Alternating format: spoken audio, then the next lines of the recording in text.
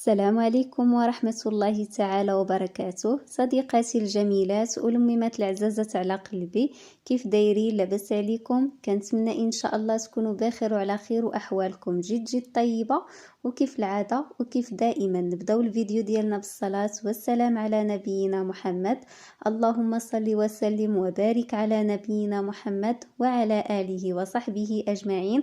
واسمحوا لي بزاف على هاد الغيبه، تقريبا 4 شهور 5 شهور ما حطيت لكم حتى شي فيديو على اليوتيوب، لكن في صفحتي على الانستغرام وكذلك تيك توك والفيسبوك راه كنحط لكم دائما فيديوهات اللي هما قصار. المشكل فين كان غير في اليوتيوب كنت نصور، لكن المونتاج ولا كيجيني صعيب حيت يكون الفيديو طويل وعاده كتمونطي وعاده كتهضري، لكن ماشي بحال الانستغرام وكذلك في الصفحات الاخرين تيكون الفيديو عباره عن دقيقه ونص، يعني دغيا كتمونطيها دغيا كتنزليها. هذا هو المشكل، لكن رجعت لكم من جديد بوصفات اللي هما ساهلين واقتصاديين. واول حاجه غادي نشاركها معكم هي هاد العراضه ديال اختي والزوج ديالها منين كانوا جاو عندنا لاول مره من بعد الزواج ديالهم بشي 6 شهور هكاك. وفي اخر لحظه ما كناش معلومين وما كناش عوالين صافي، وقلت ضروري غادي نشاركها معكم هاد العراضه هذه، بما ان كاين شويه ديال الوقت ديال التصوير غادي نشاركها معكم. فاول حاجه غادي نشارك معكم سلطه جارديني بهاد الطريقه هذه سهله واقتصاديه. بالنسبه للدجاج محمر كانت حضرته ماما وخالتي هما اللي كانوا وجدوه. وكذلك ضروري غادي نشارك معكم الفلون اولا الديسير اللي كان نقدموه مع الديسير ديالنا، ساهل واقتصادي وسيكون منعش وكيكون هماوي منين كتحطيه في الطبله ديالك. وبطبيعه الحال ما يمكنش تدوز العراضه بلا اتاي والحلوى والمكسرات. المهم داكشي اللي قسم الله. ما نطولش عليكم الفيديو، ندوزو مباشره للطريقه ديال التحضير. فاول حاجه غادي نشاركها معكم هو الديسير. كيف ما كتعرفوا الديسير ضروري كيدخل الثلاجه وكيبغي شويه ديال الوقت، فلهذا هو اللي سبقته هو الاول. غادي ناخذ واحد المقلاه اللي ما كتكونش لا كتلصق لا كتحرق، كندير فيها كاس ديال العنبه ديال سكر سنيده مع قبيصه ديال الملح، وكنديرها على نار اللي مهيله وكنغطي عليها باش هكا كيذوب لي هذاك السكر على نار اللي هي مهيله وما كيتحرقش. المهم خليتوه على النار وما تحركوه ما حتى شي حاجه حتى كيذوب لكم، عاد ممكن انكم تحركوه. كندوز كذلك كناخذ واحد الكاسرون كندير فيها 3 معالق ديال سكر سنيده وكذلك 2 الفلون ديال الكراميل، وكذلك كنزيد فلون ديال البنان. انا مزجت ما بين الكراميل وما بين البنان كيجي واحد المذاق رائع. وبالنسبه لهذا الفلون هذا ديال البنان راه درتو بالسكر ديالو، لكن نتوما ممكن انكم تنقصوا الكميه ديال السكر في الاول باش ما يجيكمش هكا حلو. كندير واحد الكميه لا باس بها ديال الحليب وكنخلط الكل على البريد بهذا الشكل بالخلاط اليدوي، ومن موراها كنزيد باقي الحليب. يعني في المجموع هو لتر ديال الحليب. كنديرو كذلك على النار اللي هي مهيله مع التحريك حتى كيغلى ليا هذاك الحليب. من بعد ما داب ليا الكراميل ديالي بهذا الشكل، يعني راه ما كتزيدوا عليه حتى شي حاجه من غير هذاك السكر اللي كتذوبوه. كناخذ واحد المول اللي غادي ندير فيه الديسير ديالي، كنصب فيه الكراميل ديالي وكنوزعو بهذا الشكل. ضروري انه يتوزع على الجوانب ودغيا هاد اللحظه هذه دغيا ديروها حيت الكراميل دغيا كيجمد لكم. كتخليوه جانبا كيف ما كانت كتشوفوا في الفيديو، فخليته جانبا. وهنا من بعد ما غلا ليا الفلون ديالي بهذا الشكل كنحرك وكنزيد البسكوي. ممكن تضيفوا اي بسكوي، غير المهم ما يكونش مثلا فيه الشكلاط الاسود او الابيض من الوسط، يكون خاوي، يعني يكون هكا بحال مثلا صابلي ولا هيرنيس ولا يعني راكم عارفين. صافي كنغطسو وهو سخون، كنغطسو بطبيعه الحال باش يذوب ليا، وكنجيب البراميكسور وكنطحنو مزيان حتى كنحصل ما تيبقاوش فيه لا حبيبات لا حتى شي حاجه، بحال بغيتو تطحنوا العصير ديالكم. صافي حتى كنحصل عليه بهذا الشكل هذا. من موراها صافي كنصبوا على الكراميل. فوا كنصبوا على الكراميل كنخليه على فوق سطح العمل تقريبا واحد 5 ديال الدقائق، وعاد كندخلو للثلاجه ماشي المجمد البنات، ضروري الثلاجه. وكتخليوه من 3 ديال السوايع حتى ل 4 ديال السوايع، خصوصا دابا الحال راه سخون، من الاحسن انكم ديروه بكري. صافي من موراها قبل كنت حضرت كيكه يعني خفه نزربان، راكم عارفين الكيكه غير ديال الحامض المكسرات من الداخل. ما شاركتهاش معكم، ما بقاش ليا ديال الوقت حيتاش سبقتها هي الاولى باش ندير الفلون ديال باش ندير الديسير عفوا وندخلو للثلاجه، حيتاش ضروري بغيت نحتاج داك المول اللي درت فيه الكيكه. كيف ما كتشوفوا الكيكه جات مفشفشه وجات زوينه تبارك الله وطالعه ما شاء الله. صافي وغادي نخليها جانبا وندوزو مباشره لتحضير سلطه جارديني. بالنسبه للسلطه راكم عارفين يعني الروز كيتسلق، خيزو، البطاطا، البارباج، اللوبيا، يعني اي حاجه كتكون تحضر في السلطه راه كنسلقوها. انا راني سلقت كلشي وحطيت كلشي جانبا، غير كل حاجه غادي نعطيها حقها. بالنسبه للروز راني احتاجيت 2 ديال الروز اللي سلقتهم، شويه ديال المليحه وشويه ديال الزيت. من بعد ما تسلق ليا راني صفيته، وهنا راني غادي نمزج المكونات اللي تيكونوا معاه. هنا درت علبه ديال الطون، علبه ديال المايس، وكذلك المايونيز اللي حضرته منزلي، راه ديجا حضرته معكم بزاف ودرت لكم حتى فيديو قصير حطيته شورت في اليوتيوب وكذلك في انستغرام وفي تيك توك. صافي كان نزيد شويه ديال المعدنوس. تقولوا لي ما درتي لا مليحه لا الابزار، راه المايونيز فيه كلشي، وانا اصلا الرز راني سلقته في الملحه، يعني راه كيجي هو هذاك في الملحه.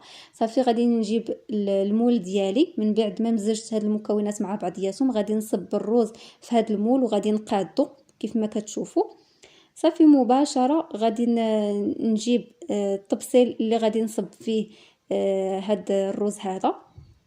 كيجي واحد الشكل اللي هو زوين بزاف وكيجي هماوي، يعني الا راه تيقول لك العين كتاكل قبل من الكرش. يعني ضروري شي حاجه ملي تشوفيها في واحد المنظر اللي هو زوين سبحان الله العظيم حتى انت كتفتح لك الشهيه انك تاكليها. صافي اختاريت انني نديرها في هذا المول هذا. غادي نجيب الطبسيل ديالي اللي غادي نوجد فيه المكونات الاخرين اولا لي زانغريديون اللي سلقت. بالنسبه للبطاطا هنا راني سلقتها، غادي نصوتيها في شويه ديال المليحه، شويه ديال الابزار، وكذلك شويه ديال الخل، شويه ديال الكمون، وبطبيعه الحال غادي ندير شويه ديال المعدنوس وغادي نصوتيها غير تقريبا 2 دقائق فوق البوطه. صافي وكنحيدها. غادي نجيب الطبسيل على شكل اوفال وغادي نحط فيه واحد الزلافه من الوسط. كيف ما كتشوفوا هنا نسيت الخس، يعني الخس ماشي ما بغيتش نديرو، نسيتو، راه مغسول وكلشي وكاين حدايا، ولكن نسيتو حتى لاخر لحظه، حتى درت المكونات كاملين اولا لي زانغريديون كاملين عاد تفكرته، ولكن نقدت الموقف ودرتو من الجناب بطبيعه الحال، واخا ما فرشتوش في الاول ولكن حتى الاخر صافي ودرتو. حاولت كيفاش غادي ندير ليه ودرتو. كيف ما كتشوفوا البطاطا كنديرها من اليسار ومن اليمين، كذلك خيزو نفس الطريقه كتصوطيو شويه ديال المليحه، بزار، كمون، الخل وكذلك المعدنوس، كديروا تقريبا 1 دقيقه حتى ل2 دقائق فوق البوطه دغيا ومع التحريك. صافي كنديروا حدا البطاطا. غادي ندوز كذلك مباشره المطيشه اللي قطعتها طرونشات بهذا الشكل، حتى هي كديروا ليها مليحه، بزار، كمون وكذلك شويه ديال الخل بهذا الشكل هذا. غادي ندوزو مباشره اللوبيا اللي حتى هي كتسلقوها وبطبيعه الحال كتصوتيوها حتى هي بالمليحه، البزار، الكمون، شويه ديال الخل وزيت الزيتون. ضروري نسيت ما قلتهاش لكم، زيت الزيتون ضروري ديروها وتصوتيو فوق البوطه. كنبقى غاديه على هذا الشكل هذا كيف ما كتشوفوا. وغادي نزيد كذلك الباربه. بالنسبه للباربه نهائيا واش كتصوتيوها، فقط غير كتسلقوها في الاول، كتقطعوها مربعات اللي هما كبار، كديروا شويه ديال المليحه، شويه ديال الابزار، شويه ديال السنيده وكذلك زيت الزيتون وكتقدموها بهذا الشكل. الخيار كذلك حتى هو كديروا ليه شويه ديال المليحه وشويه ديال الابزار. بطبيعه الحال ما غاديش نخليوه غير هكاك عادي، حتى هو باش يكون فيه واحد المذاق اللي هو زوين. وكيف ما كتشوفوا لي زانغريديون كلهم كاينين الا الخص سبحان الله العظيم نسيتو، لكن في الاخر راني درتو، واخا هكاك منين تفكرتو صافي راني درتو، لان ما يمكنش صلاه جارديني بلا ما نديروا ليها تفريشه ديالها. كيف ما كتشوفوا راني درتو هنا صافي. وغادي نحط الطبق ديال الروز اللي درتو بهذا الشكل، وغادي نزيد البيض اللي سلقته وقطعته على 4، يعني كل نص بيضه كتقطعوها على 2. نتوما كيبقى لكم دائما التزيين اختياري. وغادي ندير المايونيز في هاد الطويسات هادو كيف ما كتشوفوا بلاستيكيين. وغادي ناخذ الخس اللي بقى ليا غادي نقطعوه بهذا الشكل. غادي تقطعوه غير فوق القراده الخشبيه صافي، وتقطعوه بحال هكا بحال طحنينو صافي، وكتضيفوه كتزيين في الجانب ديال الرز. كنبقى غاديه على هذا الشكل. وهي السلطه واجده وحاضره. كنتمنى انها تنال الاعجاب ديالكم وتجربوها وتقولوا لي كيف جاتكم. في البنه ما شاء الله كتكون زوينه بزاف. وهنا من بعد ما جات اختي والزوج ديالها تعرضنا اليوم بالتمر والحليب، لان كانت اول دخله ليها من بعد زواجها. هذا الشيء راه ما كنتش نزلت لكم شحال هذه، يلا كتب انني ننزلوا لكم صافي. وضروري صينيه ديال اتاي هي اللي كتقدم الاولى مع الفاكهه وكذلك الحلوى والمكسرات. المهم داكشي اللي قسم الله. اما بالنسبه للحلوى دابا نشاركها معكم ان شاء الله في اليوتيوب، شاركتها معكم في صفحتي على الانستغرام وتيك توك وكذلك الفيسبوك على شكل فيديو قصير لكن بالتفصيل باقي. صافي من بعد ما شربنا اتاي فحطينا سلطه جارديني كيبقى هذا هو الشكل ديالها. وكذلك ضروري الدجاج المحمر اللي كانت حضرته ماما وخالتي كيجي لذيذ بزاف ان شاء الله. غادي ننزل لكم شي نهار تكون تحضروا ماما ونزل لكم بالطريقه ديالها كيجي لذيذ بزاف. هنا خليتهم كيتعشاو وطلعت باش انني نحضر الديسير. كيف ما كتشوفوا في اخر لحظه خاصكم تنزلوا الديسير ديالكم، راه كينزل بسهوله. غير هو منين كتنزلوه حاولوا تنزلوه في الوسط. انا راه جاني شويه جانبا وما يمكنش نحولو ولا نزيدو شويه حيتاش غادي يخسر المنظر ديالو. انفو هو كينزل كيبقى في البلاصه ديالو.